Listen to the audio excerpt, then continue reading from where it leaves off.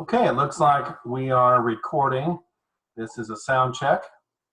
I'm going to share my screen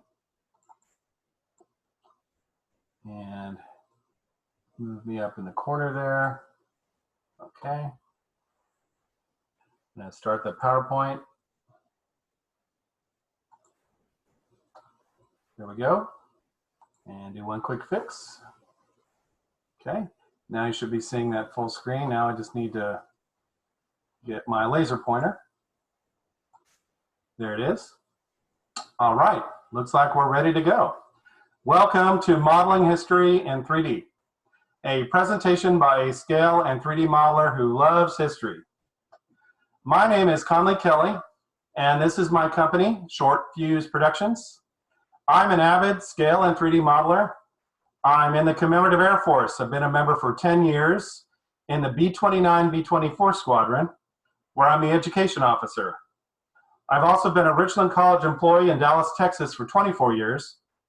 And we're going to be talking about how scale and 3D modeling, both hobbies I love, I've blended them together in a very unique way.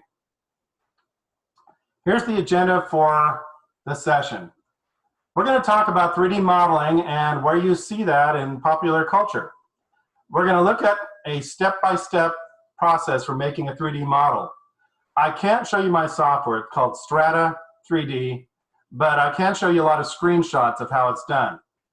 Then we're going to talk about what and who inspires my art, and then my best work. I'm going to use that to show you a lot of different cool 3D models, but also cover some history along the way I think you'll really enjoy. So I hope as an outcome this fascinates you. Maybe you'll want to do scale and 3D modeling and see beyond where we see it in movies and games, and think about how you might even implement a 3D project. If you see something in 3D, you might have a better idea of how was that made.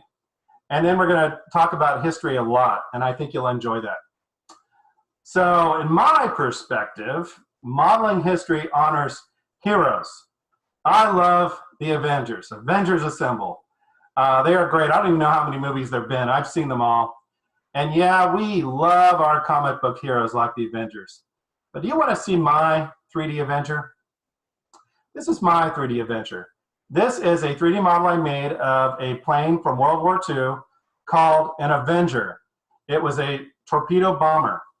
And as you'll see throughout the presentation, I often make a scale model in plastic of that aircraft, tank, or ship. In this case, the Avenger, and then I will make a 3D model of it. This one was famously flown by our 41st president, George H.W. Bush. Back in World War II, he was one of our youngest naval aviators in history, and at the age of 20 had flown 58 combat missions and landed on a carrier 128 times.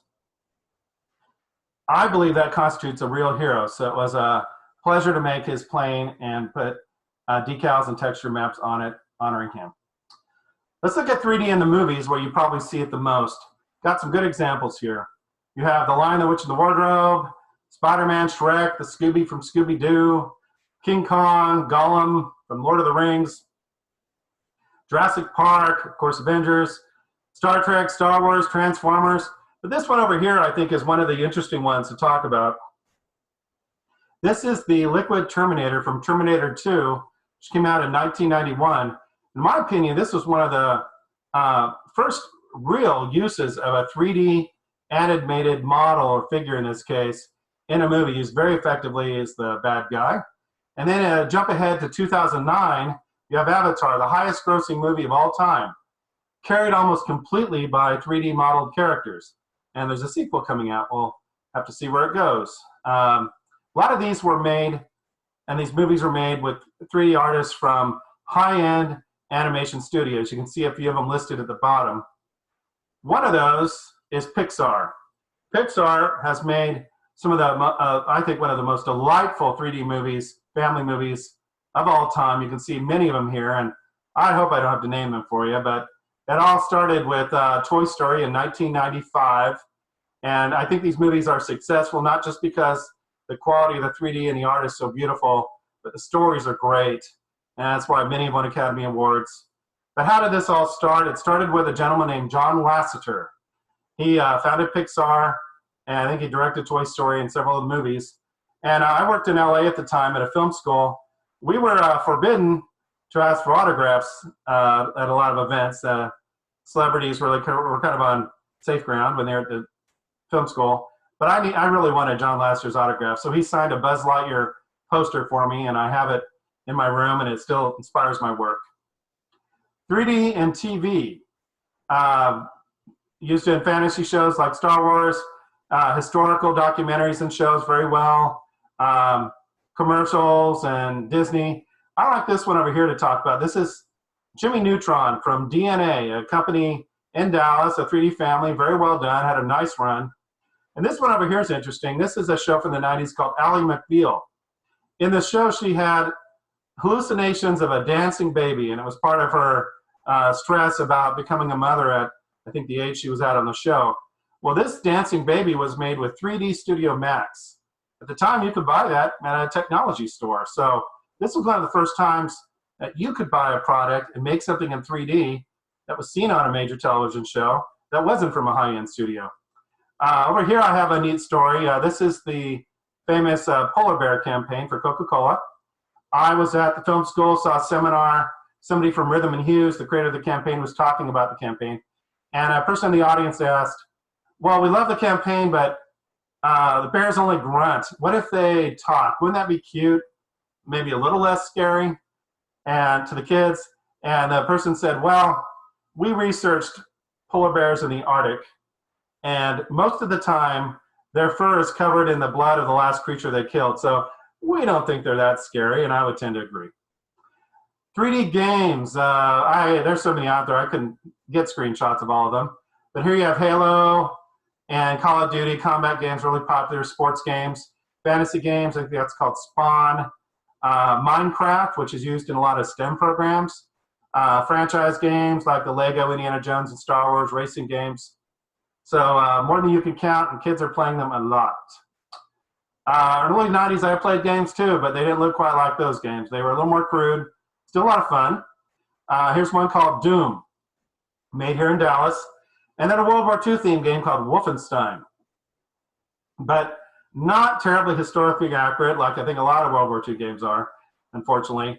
And in fact, in this one, you ended the game by fighting a giant robotic Hitler.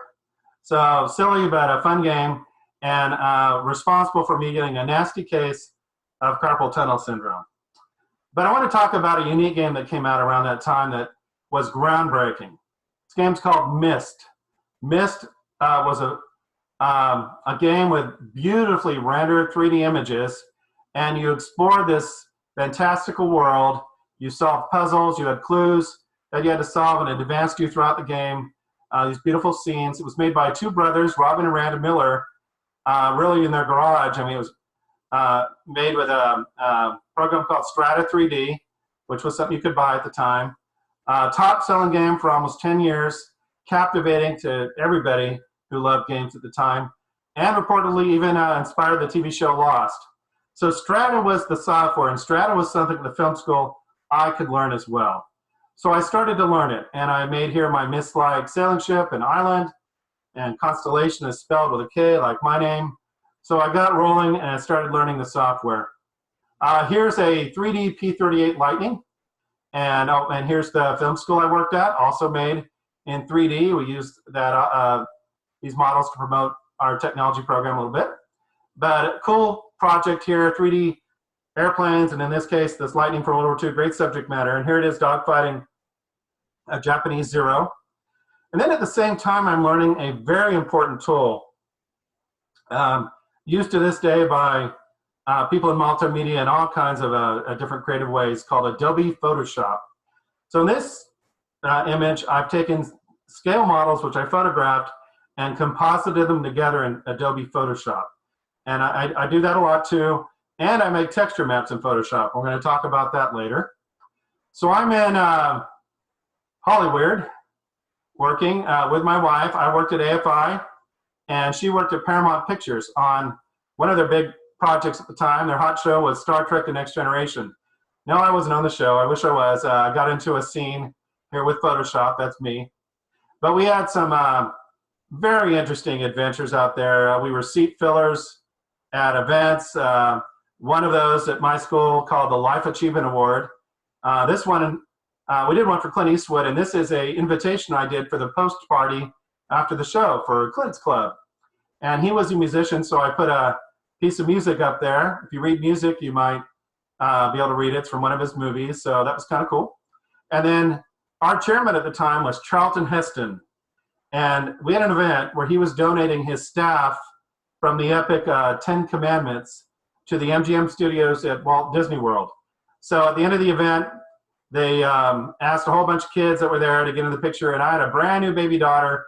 So Katie and me are here with Moses and Mickey. So I'm living in LA at the time, but loved history, and Texas history was very interesting to me.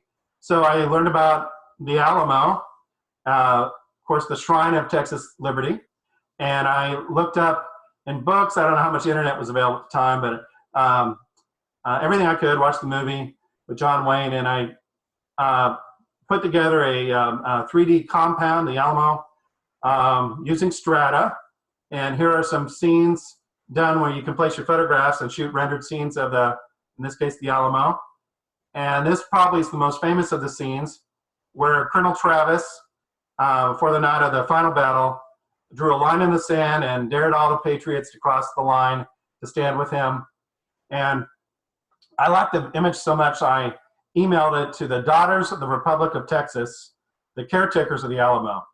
And they wrote back and said, Mr. Kelly, it's lovely, but the Alamo didn't have a roof on it in 1836. So I got that fact wrong. I also was interested in maybe games being a career for me, so I developed my own game concept called Planetoids, and I made all the 3D models from one of the worlds, and other worlds too, and this is a world called the Finn world. I just didn't have the programming skills, and even though I did some storyboarding and had ideas down on paper, you can see some of that here, never did get it off the ground, and I'm bummed out about that. But I moved to Dallas with Katie and my wife, Whitney, and I was looking for jobs, put myself out there, and although 3D was still relatively kind of new, I interviewed at a game company, and one of their requirements for the interview was to make a 3D monster. So I made one, and I interviewed, and they said they work so hard there that they have showers and beds, and pretty much said they never go home. And so I did not get the job, but maybe that's for the best, because I like to go home after work. I think you might too. I did get a job at Richland College, which gave me a chance to teach 3D modeling. Now they were using a different package called Caligari TrueSpace. There's an ad for the class, and one of the exercises in the class was to do a 3D model kit. Basically take pieces I made in 3D and assemble an airplane. And I had them do that, and then we spun the propeller, animated it as a final project. I told them, you're not an engineer. This isn't AutoCAD. You're not making something that might actually fly. It's for a computer game. So have some fun with it. So we did, and I went even further. Who was the Red Baron's greatest adversary? Snoopy. Snoopy and his famous Sopwith Camel doghouse. And so I made this in TrueSpace, fun little project. Let's look at Strata, though. Here's Strata. The subject matter is that we're going to use here for the example is the Spirit of St. Louis. Very famous airplane. Charles Lindbergh, across the Atlantic, first one. Here is Strata. Various tools at the top that you use to build your model, and other tools you use to build and manipulate your model here. This is a lighting palette and a texture palette. We're going to be talking about textures. And here's some different scenes that you can look at your model in, right, left, front, top, so forth. That's symmetric. We're going to render it here, and we're going to use a rendering command called Ray Trace, which is more high-end. And you can see the camera pointing at the plane. That's the angle we're going to see. And here is the rendered image. So the texture maps really look good. They pop. You see the detail and the shadows and a cool background. So there's the rendered image of that model in Strata. I can't animate and show you a movie. It's just too disruptive to jump into the movies. And they're kind of choppy anyway, I think. So I can kind of show you how it's done, though. Here's an animation path. And here you see keyframes. And at this keyframe at the middle, the plane's going to veer toward the right. and it's 15 frames per second. So that's how you animate a model. Let's start a model project together. Here's, let's talk about how I do it, at least how I get going. Let's use a PBY Catalina, a very famous scout and rescue plane from World War II as our subject matter. So if you're going to approach a project, my way of doing it, if I can, is to make a plastic model of that, what'll be the 3D model. And here I've made the PBY. And I have a nice little library at home now. And great books. Here in Dallas, you have a company called Squadron Signal. They make invaluable books for both scale and 3D modelers, like this one called The Walk Around. It's a cool book because both in World War II and for museum representations of this model that are still in existence today, they just shoot the plane inside and out with cameras, close-ups. You can see how parts of the plane are painted and structured. So invaluable for a scale or 3D modeler, and you can find other books. And these days, of course, the internet is invaluable for that kind of research. So build the model, and then what do I like to do with it? I like to put it in a historical setting if I can.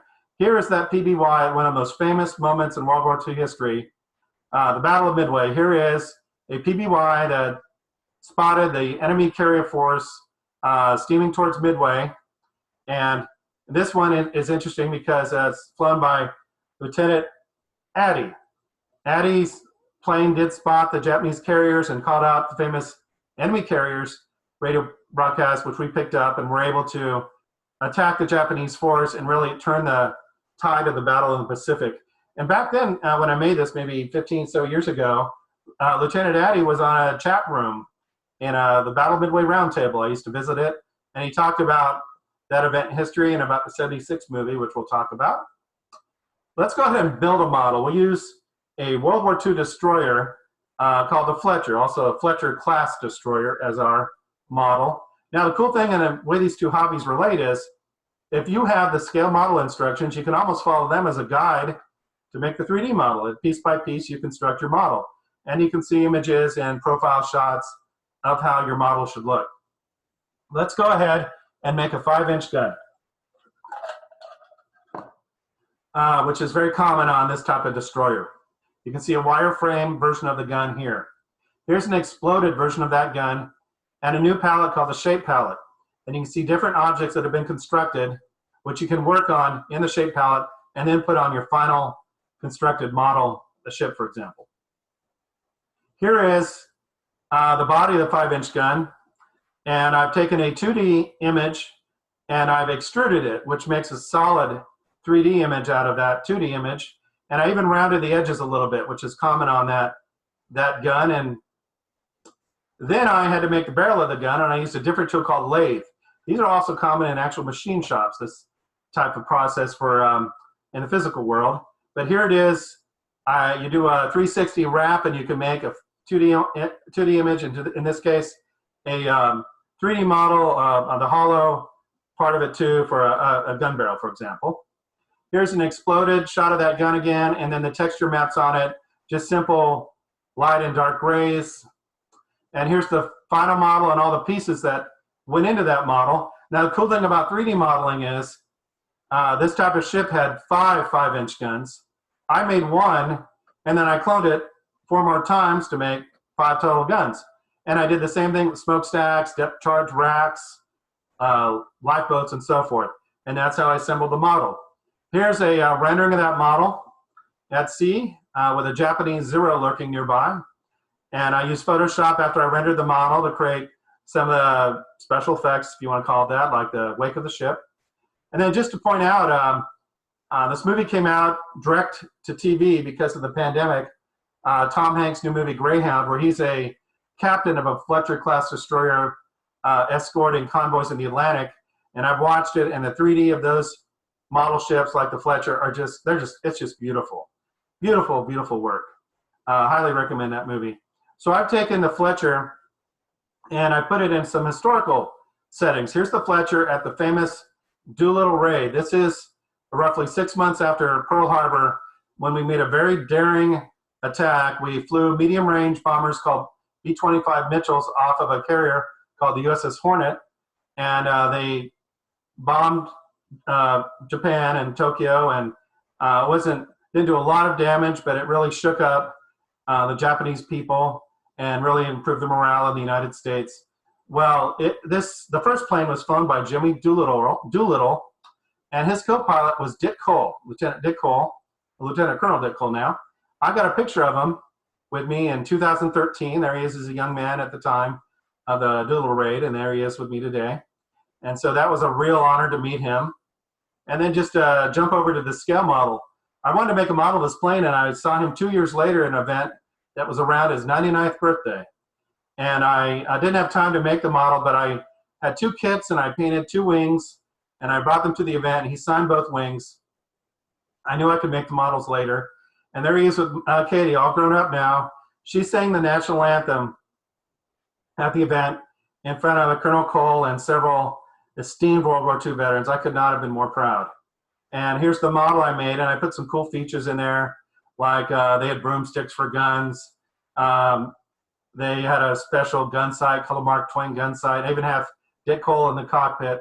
So it's a really detailed model. I'm very proud of it, especially proud of it that he signed it.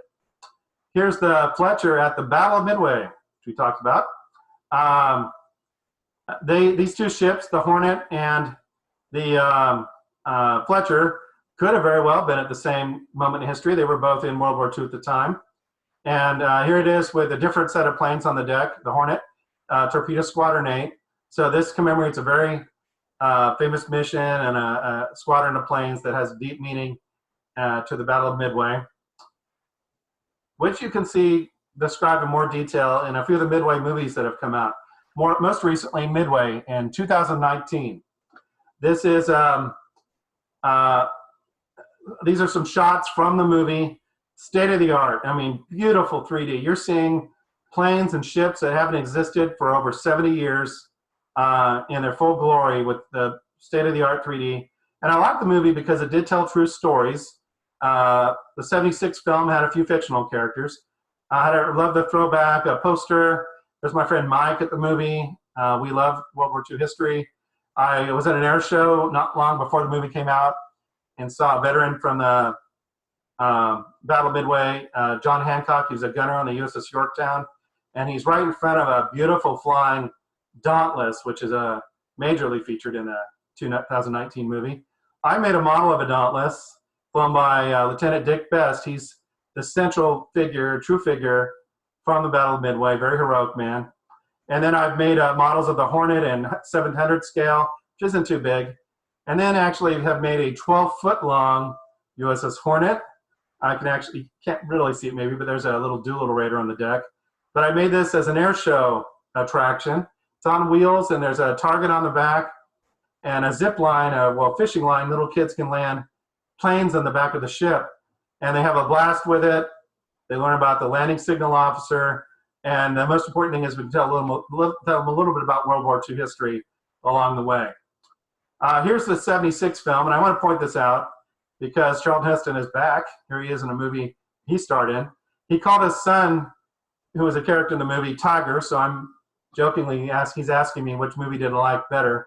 Well, I think they're both great. If you can see both of them. The 76 film had an amazingly huge, famous cast. Henry Fonda, Charlton Heston, Robert Mitchum, Glenn Ford, all the big name A-list actors. And the focus was only on the Battle of Midway. The 2019 film covered Pearl Harbor and a few other things. And it had actual combat footage. The special effects really didn't exist at the time, which maybe not have been historically accurate for the whole thing, but I think they brought some dignity to the movie. And John Williams, if you know his stuff from Star Wars and Indiana Jones, a great score. But I'm a 10-year-old kid, and I saw it in Sense-Around. They had configured speakers to emit, I guess, a low-frequency noise to rattle your seats in the theater when bombs went off and stuff like that. So it created a really cool sensation in the theater. And I was 10, so I loved it. I was able to buy all the model kits and make them. Great movie. I recommend it as well. From the inspiration standpoint, look no further for me than Roy Grinnell, my good friend who passed away last September. Greatest aviation artist ever. And I have gotten to know him over the years, miss him greatly. I talked to his wife recently. Her name's Irene. She's got a great tagline for Roy's art. aviation art doesn't have to match your sofa. And Roy has painted a lot of aviation scenes and figures from World War II, such as this is Claire Chenault. He was the commander of the Flying Tigers, and we're going to talk about them. Here's some of Roy's work. Great scenes from World War II, moments in history. I do want to point out that you can see his stuff all over the place, and I have seen a lot of it in bookstores. Like, he does covers of books. This is a coffee table book about a Spitfire, and here's the image and on the book, and I have all those books. They're one of my most valuable treasures. Here's some more scenes from World War II. Now, I worked with him a little bit. I would make a plastic model, which he'd use as a reference for a project. And in this case, hold on. I made a model of a German aircraft carrier called the Graf Zeppelin. Did the Germans have aircraft carriers? Well, they never really had any that saw service. The Zeppelin came the closest. Roy got engaged with a writer called Barrett Tillman, who was doing a what if article about the Graf Zeppelin, and Roy did this art of a Stuka landing on the ship. So I helped him out a little bit with that. Great image. And we did some events together. I went with Roy and his wife to the birthday party for Lieutenant Calvin Spann. He was a Tuskegee Airman. You know their story. I'm going to talk about it a little bit later.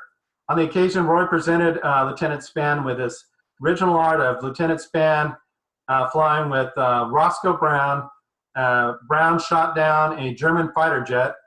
So that was a very famous moment from history, and Lieutenant Spann just loved that image. Here's some more of Roy's work, including a Flying Tiger. Roy also did artwork for other clients, including George Lucas. Lucas had a book coming out called Star Wars Visions, with a lot of artist work inside, and Roy originally did a Naboo fighter. I made the little fighter model, and he used it for his reference, but he went another direction. He did this image with the droids from the movie and a futuristic cowboy and this big droid. Well, that's the one that ended up in the book. Roy's creativity, wow.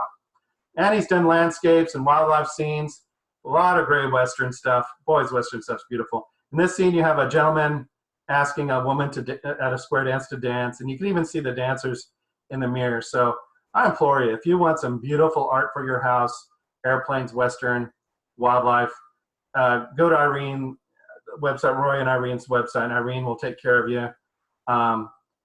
She's carrying on his legacy. Please go check it out. I have some of Roy's art I'm very, very proud of in my house.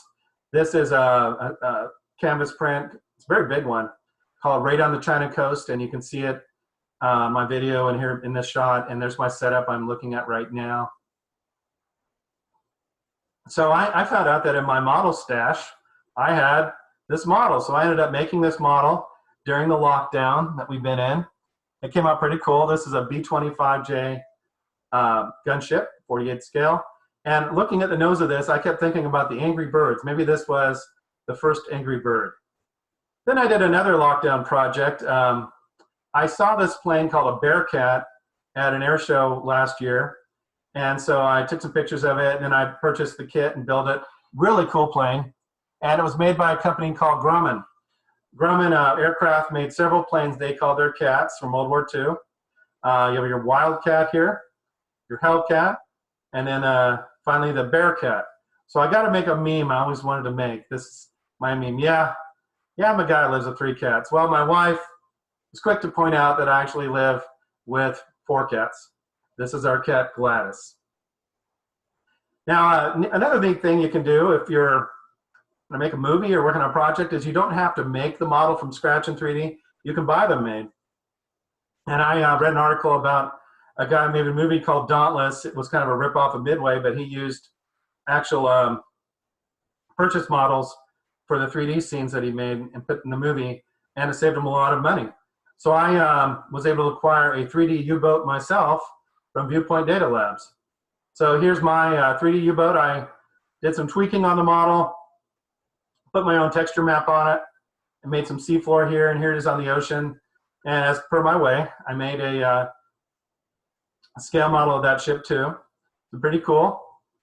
And then this is something I think I was going to mention, I was going to talk about. I've combined 3D models and plastic models in scenes using Photoshop. The Avenger is back, and here's the Avenger. This Avenger was in the Atlantic, and they used this aircraft to hunt U-boats.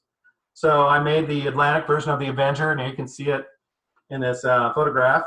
And so I used Photoshop, rendered the 3D U-boat, and then added the Avenger, and then created the scene of this Avenger bombing a U-boat. Another plane used to attack these U-boats was called an R4D, which was the Navy version of a C-47. And this R4D is in flyable condition. It's flown by the DFW wing of the CAF in Lancaster, Texas, just south of Dallas. And so I saw a T-shirt at that in their gift shop, and I went ahead and made a 3D version of their plane bombing a U-boat, which is something their plane actually did in World War II. Here's their logo and their website, and then I've rendered this image of their 3D R4D doing what it typically does at air shows, and what this plane is known for, dropping a parachutist out of the plane, and they often have reenactors that jump out of the plane. Here's their hangar. They got a great collection, and unfortunately this poster is for Warbirds on Parade, which happens usually in late August, early September, and I say unfortunately it's canceled this year. That's too bad, because they combine an air show with a car show, and I will take my aircraft carrier out there and have a blast, but can't do it this year because of Rona. So it's too bad. But when I do classes or sessions on this subject, some of my participants will, well, their thinking is that the war that was over in Europe or way out in the Pacific. Well, not necessarily. I found this interesting factoid about the war.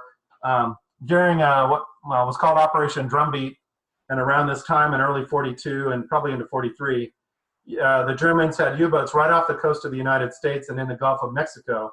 In fact, this U-boat here is U-166. It sunk some ships in the Gulf of Mexico, and then it was sunk by by probably depth charges, just 45 miles off the coast of Louisiana. So the war actually got quite close to our shores, and who knows, these U-boats I heard also dropped off spies and what on our shores, so kind of scary. Let's talk about texture mapping. This is where you put your paint on your model, or skin your model, as I like to say. Let's use a famous P-40 Flying Tiger as our subject matter, but first the basics. The basics here, you have your 2D image, in this case, the planet Earth, and then you make your sphere, and then you use strata to put your 2D image on your sphere and create the 3D image and the butt map for it, planet Earth. Same concept for the airplane. Here's the Flying Tiger, the 2D image of the plane, the paint on the plane, then you put it on your 3D model. Easier to see it here. You can see the wireframe of the plane in strata, and then the plane with background and the texture map. Here's the fully rendered model. Let's talk about the Flying Tigers for a minute. Very lucky here in the Dallas area, the Cavanaugh Flight Museum in Addison has a beautiful flying P-40. And here's their P-40 and their website. It's in the markings for General Charlie Bond, one of the original Flying Tigers in the American Volunteer Group. He wrote a book called A Flying Tiger's Diary about his exploits in the Flying Tigers, and he signed it for me. I met with him at a retirement community he was living in several years ago. He famously painted the shark teeth, which are very famous for the Flying Tigers, actually done by the British first, but understandably the Americans really made it famous. And in that it got Walt Disney's attention, and Walt Disney painted the emblem for the Flying Tigers, which you see here on their planes. Well, they had squadrons within the Flying Tigers, and Charlie Bond painted for his squadron called the First Pursuit Squadron, the world's first pursuit, and that was an image of Eve chasing Adam around an apple. But the first time he painted it, the apple was red. And somebody said, "Hey, Charlie, the Japanese aircraft have a big red circle on the side. Maybe we don't want something red on the side of our airplanes like that." So Charlie listened, he painted it green. So let's talk about how you make 3D people, because somebody has to man these ships and fly these planes. We'll use a PT boat famously captained by Lieutenant John F. Kennedy from World War II. What attacked and sunk sunk John F. Kennedy's U-boat? No, not a rubber ducky. But I'll tell you, if you're going to make a plastic model, this one is great for the bathtub. It's from Monogram, 72nd scale, and it floats great. So here's my 3D model of PT-109 with a Japanese seaplane shooting at it. And here's my scale model and a shot of Lieutenant John F. Kennedy at the helm of the ship. So it came out really good, but I wanted 3D people in my 3D ship. So Strata, I use a really old version. It's not the best organic modeler, but I did my best, and I made a face, and I used a shot of my own face to make Lieutenant Kennedy's face. Anyway, that's how it came out. Not great, but I think it looks okay if you have, you're for a little bit from a distance. You can see the crew of the ship. In fact, the funny thing about this is my face is on every crew member, but it looks pretty good, and now I got guys on my ship. So more 3D people. Let's talk about D-Day and a great subject matter for 3D modeling. So here's one of my D-Day renderings. Here is a paratrooper from the 101st Airborne parachuting out of a C-47 from D-Day with the invasion stripes, also called a C-47 Dakota, or Goonie Bird, actually. They called it the Goonie Bird. Here's the patch that was on the 101st Airborne's uniforms. So there's my 3D guy and the plane. I like this image because this is cool. It's rendered looking up at the planes, and you can see all the planes and the Photoshop black I put in there. But it's kind of neat. You can have a transparent or partially transparent texture. So here you can see the canvas or silk parachute texture map, and you can actually see a C-47 through the parachute. So that's pretty neat. And then I got to show this because I've made a lot of plastic models and dioramas, and this one's the most special in all my collection. This is the 29th Infantry storming Omaha Beach on D-Day. And my wife had gone on a field trip to France, and she went to Omaha Beach, and you're allowed to collect a little sand when you're there from the beach, which she did. So when I put this together with these 35th scale soldiers, I was able to sprinkle some actual sand from Omaha Beach onto the diorama. So this one is really, really special to me. So you saw me make a P-38 way back when at AFI in 1993. This is one I made in 2015. I think I've improved my skills. I hope you agree.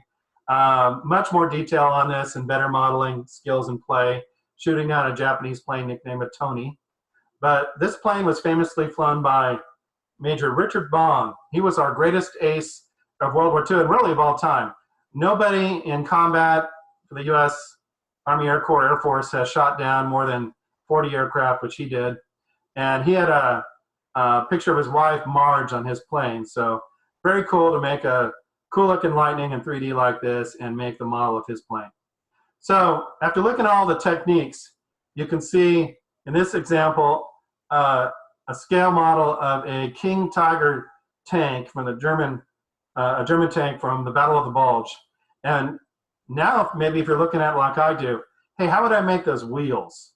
How could I clone those wheels? How could I make the tank tread? How could I make these various objects and then assemble them onto the model? How could I make these really neat texture maps? So maybe your wheels are turning like mine do when I see a model like this and think I can do it in 3D. So now I have the privilege of showing you some of my very best work. And we're going to end this with a big, beautiful 3D B-29 called Fifi. So here in the Texas area, we have some great museums, and probably none greater or bigger, I'd say, than the USS Lexington down in Corpus Christi, a World War II aircraft carrier and actually used after the war as well. I obviously made the carrier in 3D, which you'll see, but one really neat thing we did was with my son's Cub Scout pack back in 2007, we went down to the ship and we stayed the night on the ship. And we explored it and had just a blast, and we got a patch for doing that. So here's Kurt on the ship. His call sign was Bazooka, which we put on his dog tag there. So I'm taking pictures of Kurt all over the ship, different places, doing activities with the docents. But I'm also taking pictures of the ship for my planned 3D model, making my visual library. And something I'm very proud of is one of the photographs I took of the ship. We got out early morning in the fog and got on the deck of the ship, and I entered it in a photography contest. and got first place. So that was kind of a cool thing from that experience. And here's some renderings of the ship. You can see a lot of red and white aircraft. This is the ship post-World War II, and it was a training carrier. A lot of pilots got probably their first takeoff and landing on an aircraft carrier on the Lexington when it was a training carrier. So you can see some very complicated model, but a very fun model to do. Here's a photograph of the ship, and then I try to replicate that with 3D models. One of the displays on the ship is a F-14 Tomcat, famously flown by Tom Cruise on the first Top Gun. And so I put it on the ship, and then I've rendered it here at the model. So it doesn't always have to have a propeller to interest me, but it came out really neat. On another scout trip, we stayed the night at NASA in Houston, and on the way back, talked my friends into stopping at the USS Texas, which is at the San Jacinto Memorial.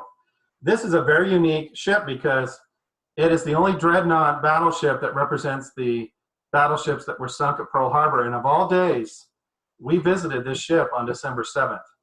So it was very kind of moving in a way. So here's Kurt. We explored the whole ship. And then you're thinking, man, did you make a 3D model of that? Well, no, but we made a Pinewood Derby car. Not super fast, but very fearsome with all its big guns. So anyway, here's Battle Car Texas.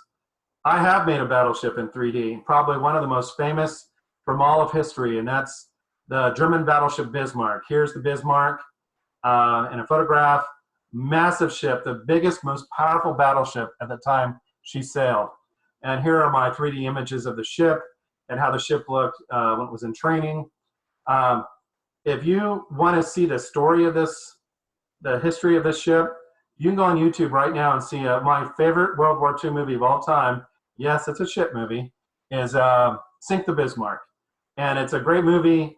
I enjoy it because it really follows how the German Admiralty, the whole strategy to sink the Bismarck, and it's free on YouTube, so you can see it at any time. Made a scale model of it, of course, too big for the bathtub. Here is the Bismarck and a swimming pool. And here's another 3D shot of Bismarck. Probably the most famous action the Bismarck undertook was the Bismarck engaged the very famous British battleship, the battlecruiser Hood, in a battle called the Battle of Denmark Strait. And they exchanged gunfire from miles away, and the Bismarck got the upper hand and sunk the Hood. And in this freezing water of the North Atlantic, the Hood exploded. And out of the 1,300 British sailors, only 3 survived the sinking. It just shook up the British people, and that's where "Sink the Bismarck" became the cry. And later on, and that happened later. We'll talk about that in a second. I was able to take another image from that battle and put it in a scene that was inspired by a painting I saw. And this is kind of neat because I used HDR toning to kind of enhance the 3D. So I'm really pleased with that, how that came out. And the ship in the background, by the way, is the Prince Eugen, which was a cruiser with the Bismarck during the battle.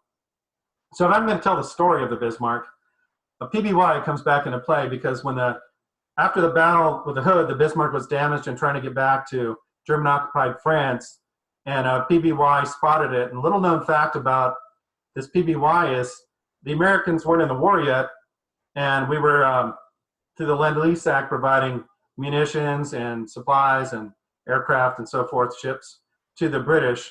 And one of them was a PBY, and this one spotted the Bismarck trying to make the escape back to France.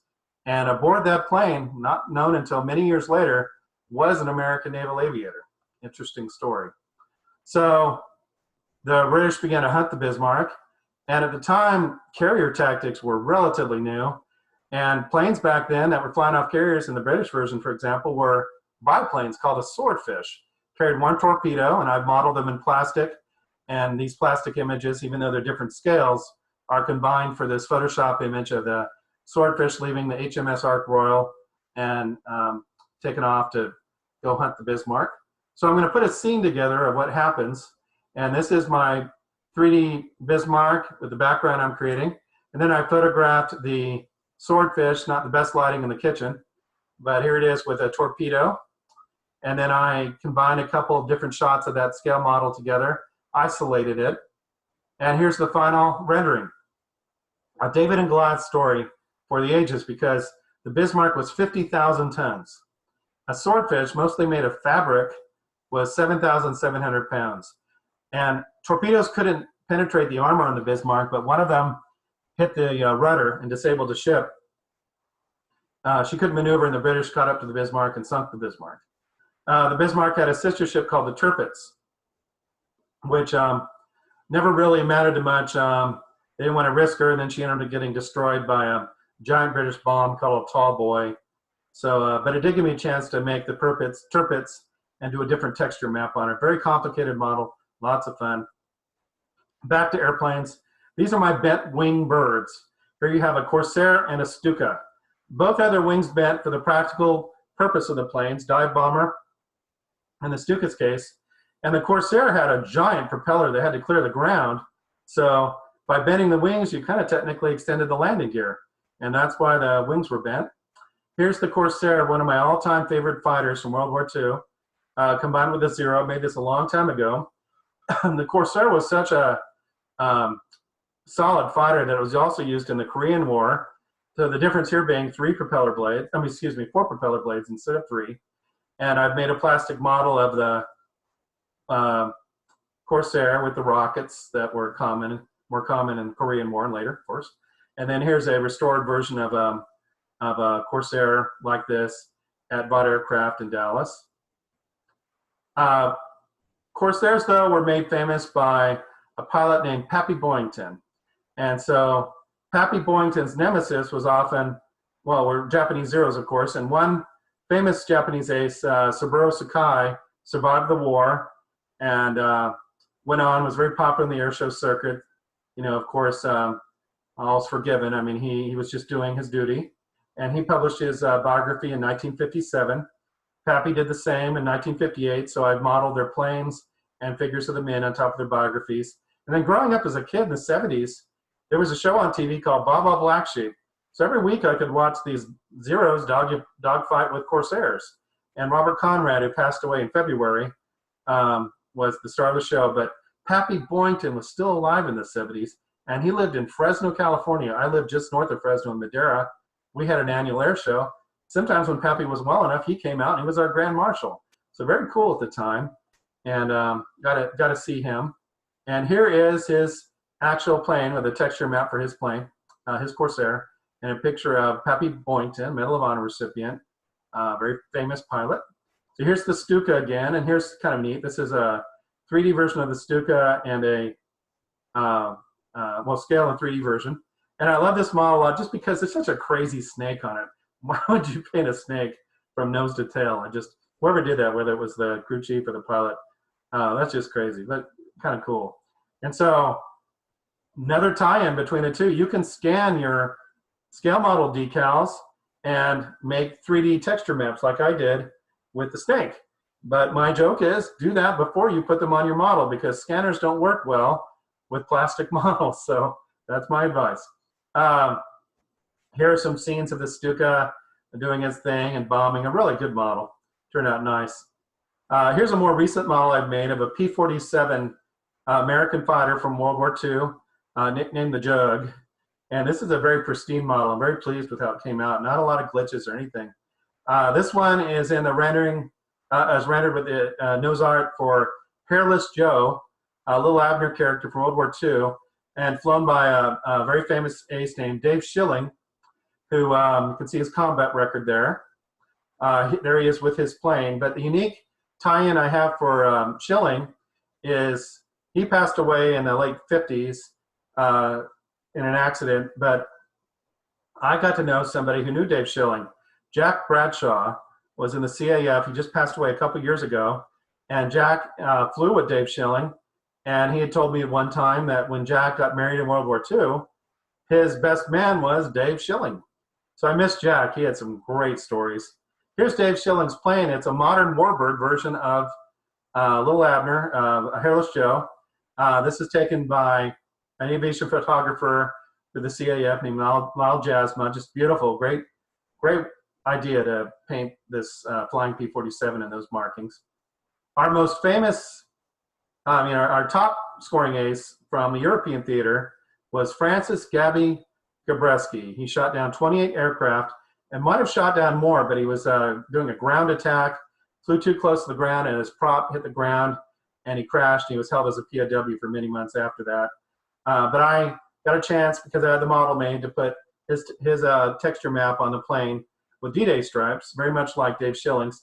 Then I also modeled his opponent, German Focke-Wulf 190, very good model. So this is one of my best renderings to date of Gabby's plane and the Focke-Wulf. So P-47s were in the Pacific. Here is one that escorted B-29s, a later model of the P-47 with clipped wings and some extra antennas, I think helped with maybe radar or guidance because they flew great distances, extra fuel tanks. This one was flown by Lieutenant Oscar Perdomo, and one of his distant relatives was Pancho Villa.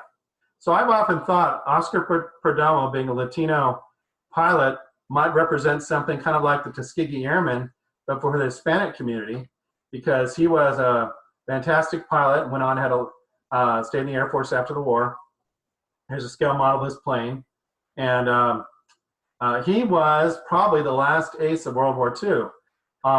After we dropped the bomb on Nagasaki, the Japanese still had not surrendered. So Lieutenant Perdomo was over Japan on a mission, and he shot down 5 planes at one time. I mean, in one mission, which might have made him the last ace of World War II.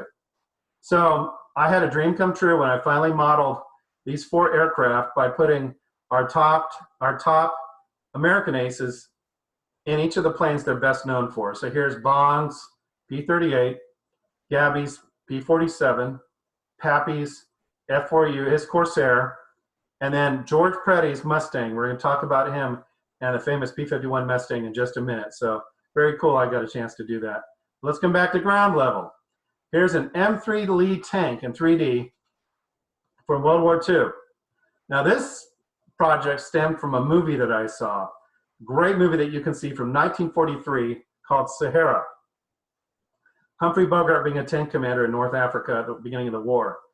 He was the biggest action star of the 40s. He might have been our Dwayne the Rock Johnson back then. And this was a great action movie. He's a tank commander and had a tank called Lulubelle. So I had 2 kits, and I told my wife, hey, you make one and I make one. We'll connect as a couple. Let's see what we can do and do this. Well, a way that she could understand my hobby better. Well, this is her tank. A little bit bizarre. I call it the Beverly Hills tank. She put polka dots on it, yeah. But I appreciate her creativity, and I probably have this on display in my office. Here's my Lulubelle, a little more accurate, with my bogey and Lulubelle right there. Sergeant Joe Gunn was his character. And his nemesis at the time was General Rommel, the Desert Fox. So I was able to put all that together, a great scale model kit. Here comes a 3D model, and one of my most complicated models to date, but one of my favorites to date, because I really went all out on this one. You can see all the different pieces in this wireframe, the wheels and the hatches and the headlights and all that, the rivets and everything. It came out really, really good. You can see it there. And here's a Lulubelle in action in North Africa. Kind of cool there. Oops, Lulubelle, watch out. Watch the skies. Here's Snake Stuka bearing down on you. I hope it's a near miss. And then World War II is great subject matter, but so would be something like Operation Desert Storm.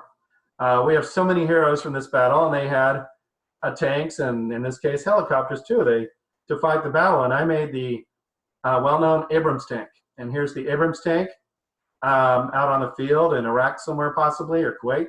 And here's the scale model I built, and then the Apache helicopters, which were the gunships of the time attacking the enemy forces there. So came out really good. Enjoyed making that model.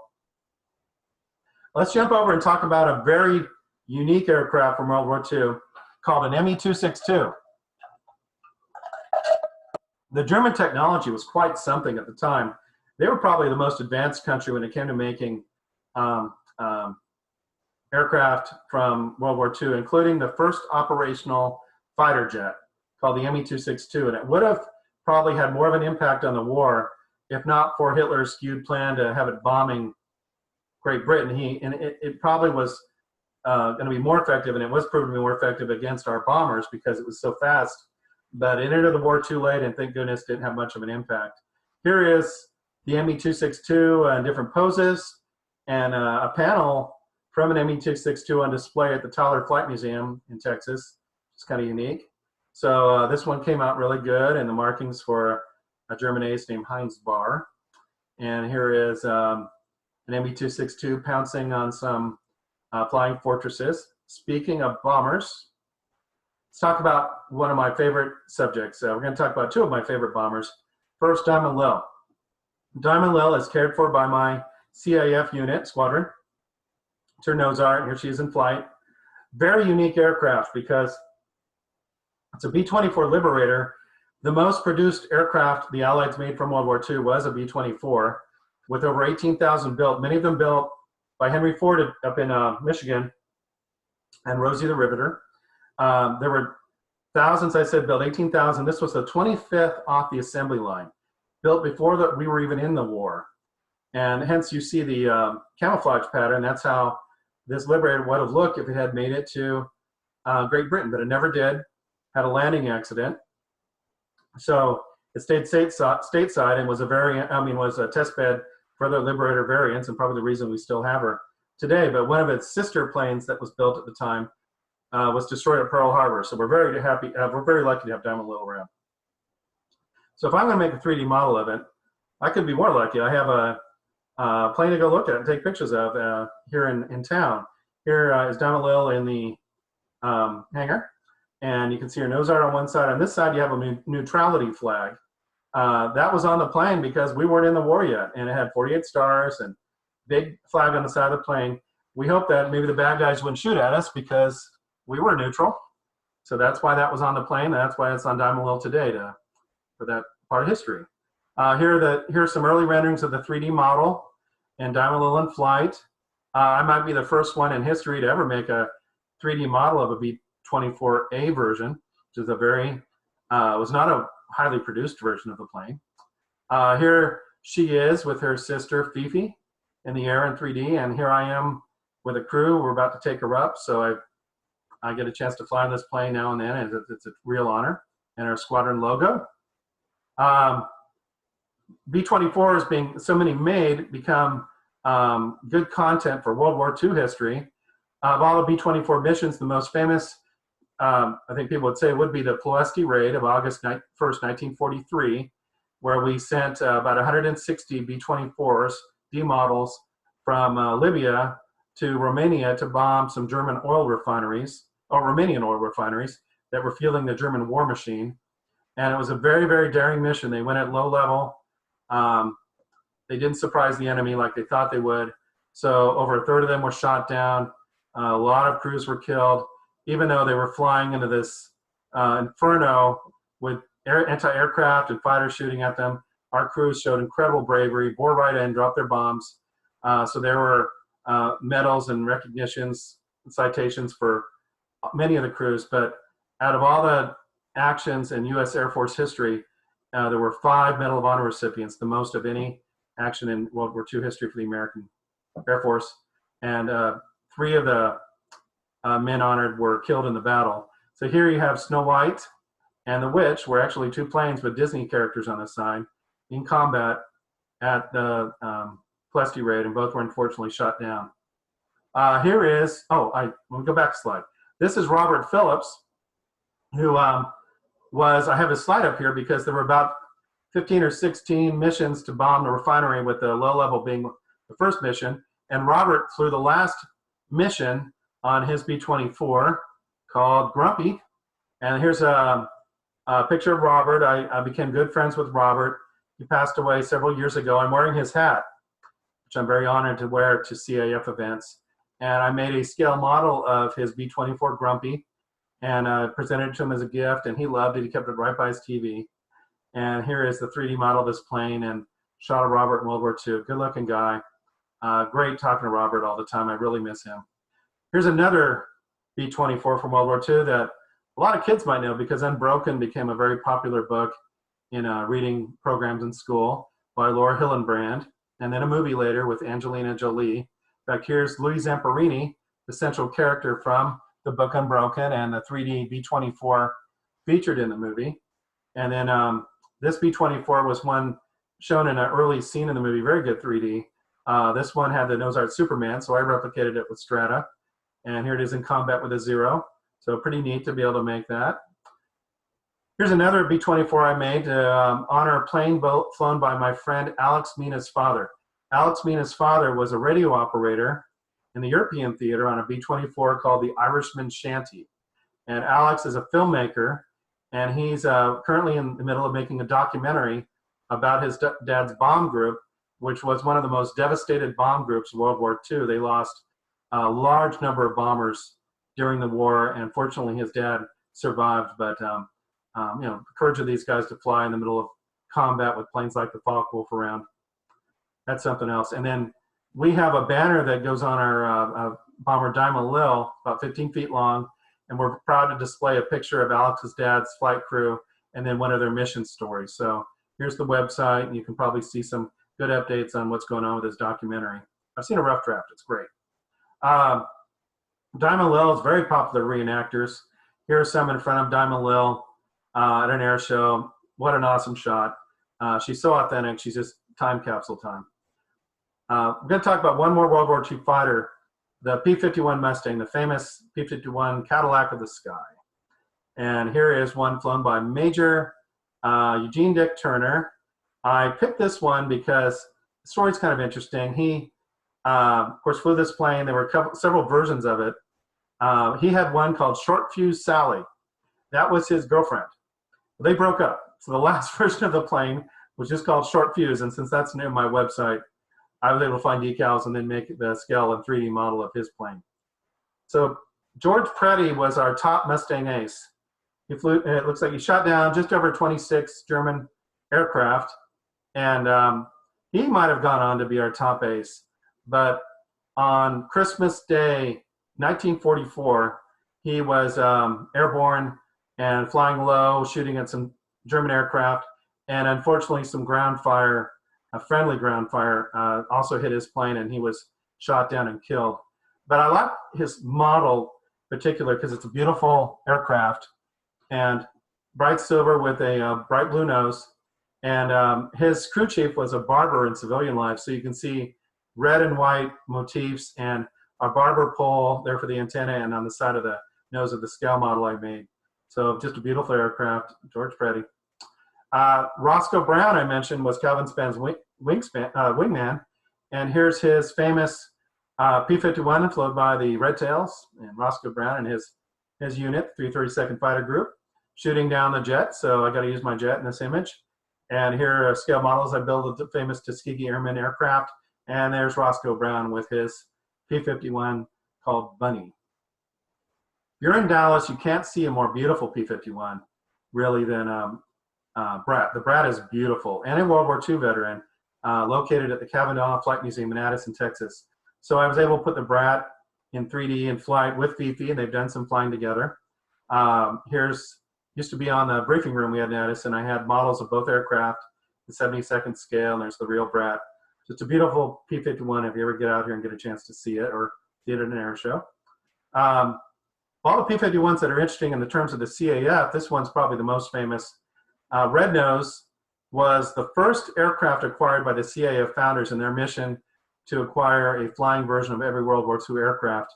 They purchased Red Nose October 17, 1957 for a whopping $2,500. And this plane still flies today. It's maintained by the CAF Dixie Wing in Georgia. And I got a chance to see Red Nose when we were in Memphis on a tour stop with Fifi. So beautiful P-51, still in invasion stripes. So we're going to finish up the presentation talking about Fifi, the world's most famous B-29, and very, very dear to me because we care for her in our unit, and I've been on this plane before, get a chance to see her and be one of the officers that helped maintain her. Fifi had a chance to go to Washington for the 4th of July. Here she is flying over the Washington Monument. That was really neat to see all those warbirds. And here she is when she arrived back at the Vintage Flying Museum, where she's currently stationed at Meacham Field in Fort Worth. And here's a beautiful shot of Fifi in flight. I've been in the unit 10 years. I have so many beautiful pictures of Fifi. Wow. We've been lucky to have a lot of photographers take some beautiful shots. Here is a neat shot of Fifi and Diamond Lil during a photo shoot. And I was on Diamond Lil during this shot. She has a waist gun window on the starboard side, but not the port side because of the door there. So I'm in the plane. So you can't see the window, of course, because we're looking at the port side. This was my view. Incredible to see that plane flying right alongside us. Fifi. So one of my favorite shots of all time. This is what it's like to be out with Fifi in our flight suits. Here I am with the crew. And then being in the nose of Fifi is, it's the bucket list. It is the primo seat on that plane, in the bombardier seat. And if you're a Star Wars fan, of course, it's no secret. George Lucas looked at a lot of World War II footage and aircraft, and the nose, the canopy of Millennium Falcon is definitely inspired by a B-29 canopy. So I had CAF pilots next to me, not Han and Chewie, but there you go. Here's the scale model of Fifi with the decals that I made to make my own 72nd scale Fifi. And because I'm making decals, I'm also making texture maps. So you can see me making texture maps of Fifi, which at the time I hadn't seen her in person, and she's changed. She now has Fifi. The lettering now is in blue and not black as it was before. So here's the final of Fifi. Here's the wireframe version, and then the fully 3D rendered version, which we've used for a lot of stuff. So it really came out to be a practical model for promotions too, including I just made a challenge coin, which is a neat thing you can give out at air shows as souvenirs and people like to have to trade. So here's Fifi as a challenge coin using the 3D model design for the artwork. So because I have a B-29, I can make other famous B-29s, including the Enola Gay, which really wasn't too different than Fifi, didn't have gun turrets, had a little more scientific equipment. But here she is on August 6, 1945, dropping the atomic bomb. Weird thing was, I made a 3D atomic bomb of Little Boy. That was a little weird to do at home. And then here's Fifi doubling as the Enola Gay in a 1980 film called the Enola Gay.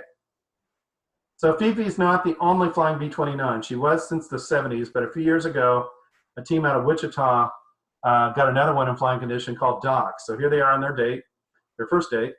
Doc and Fifi flying together at Oshkosh. So I've also commemorated that event with Fifi and Doc together in 3D. It also gave me a unique opportunity to try out some new technology. So several years ago, my school got a 3D printer, so I prepared a 3D version of Fifi on this stand, as you can see, and there's the interface for the 3D printer. Not that big a 3D printer. Here's the final version of the 3D printed model. Took 6 hours to print, and then I had to do all the trimming, so another 2 hours of trimming and a couple boxes of Band-Aids. That stuff's pretty rigid. And here's the final Fifi 3D printed model in front of the real Fifi. So I may have a jet on the screen here, but there's a B-29 connection. October 14th, 1947, Chuck Yeager broke the sound barrier. And this is one of my most recent projects and one of the best 3D projects I've ever printed. So the B-29 played a part of that because it dropped the Bell X-1. And here you can see that happening in 3D. So I was able to take my 3D model of Fifi and get a new texture map, some decals I found online to make Fertile Myrtle, which was the mothership that dropped the Bell X-1. It had to take it up to altitude, and then it would drop the Bell X-1, and then the Bell X-1 would fire up its engines. And that's how Chuck Yeager broke the sound barrier at level flight. And so you can see the modified Fifi had to carve out the bomb bay because the Bell X-1 had to be nestled into the bomb bay for takeoff.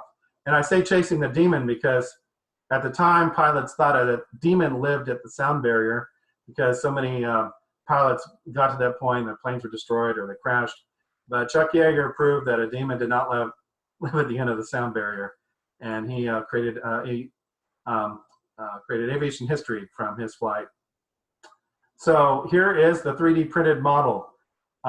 Really turned out good, and I love the concept. It's about as tall as maybe a 2-liter bottle of Coke. You can see the printed version coming out, and I displayed this for the first time at the Frontiers of Flight Museum. Here's their website last August 2019, and came out great. Very much inspired by the story of the Right Stuff from 1983, which has quite a bit about the Chuck Yeager story in there, including a reference to Beeman's gum. Beeman's was a really popular gun for pilots. I'm told it had some properties that help settle your stomach. But according to the Tom Wolfe book, in the movie, the flight engineer is there helping Chuck get into the Bell X-1. And Yeager says, hey, you got some Beemans? And the flight engineer says, sure. And Chuck Yeager says, hey, can I borrow a stick? And the flight engineer says, okay. Now, he said borrow for a reason, because test pilots were risking their lives. So the idea that you would borrow something meant that you'd have to be around to give it back later. So that's how that goes. So he'd be around to give back the stick of gun later. My last and biggest B-29 model to show you today is Going Jesse. So I actually made the giant 148 scale 3D model of this. You can see how big it is. And one of my very, very good friends who passed away in, I think it was April 2018, miss him a lot. I've flown with him on Fifi, got to know he and his wife Mary really well. Lieutenant Charles Chauncey. What a guy. What a great guy. And he flew 35 missions over Japan in a B-29 called Going Jesse. He was the pilot and aircraft commander. Here he is signing a model I made of his plane. And then I went ahead and made the 3D model, and I consulted with him, of course, on the models. And I asked him, after I made the 3D model, what more could I do to make this image interesting? He goes, how about adding some little friends? Well, you can see Chauncey here as a young man in war.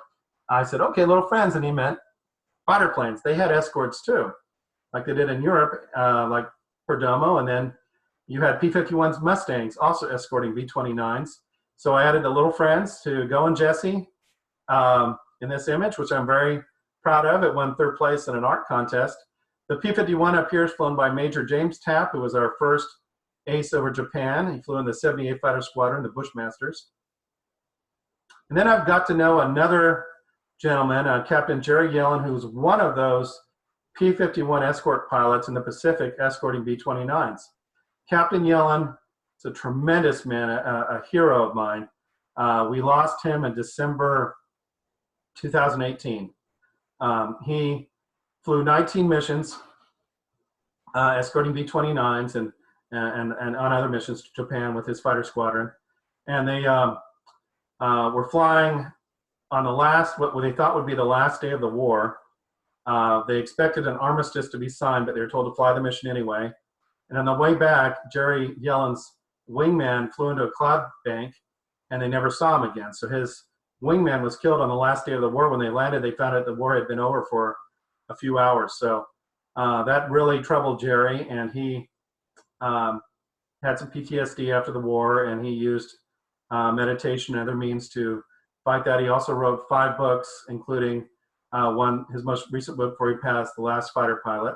He signed a model of the plane, but I very proudly was able to put Jerry's P-51 in 3D, Dory R, and Chauncey's plane together in this image with Mount Fuji. So here are 2 of my greatest heroes together in a 3D rendered image of their aircraft. So I mentioned the CAF. We have a air base opening in Dallas, Dallas Executive Airport. The Education Center is being built right now. It's going to be a fantastic museum. This is what it might look like from the freeway nearby. So it'll rival anything else in the United States. So can't wait to see that happen. And we do air shows now there at this location. We've done several air shows. I even did a little bit of face painting at one of them. But here's some of our living history. A friend of mine who does a Rosie the Riveter living reenactor. And then there's General Patton. See Dallas in the background here. So we won't have an air show this year. Obviously, the pandemic has interrupted all the touring and air shows. So that's too bad. But it's a great air show. So try to see it in the future. So that's the end of my presentation. I hope you enjoyed it. As you can see here, I have email. Email me any questions you'd like. Go to my website and see a lot more stuff. I have a really neat 1940s rural U.S. Army Air Corps airfield called Whitney Field. You can even see a flight museum there. And if you love the show MASH, I've made the whole camp in 3D. So go check that out. Or you can join my Facebook group, Modeling History and Digital Diorama. And if you want a scale model, Hobby Lobby's got a lot of kits, and sometimes they have a 40% off coupon to get a kit. So go make a model, study your history, watch those war movies, and learn about these heroes. And if you can see an air show, please see an air show. As they say in the CAF, let's keep them flying. Have a great day, everybody.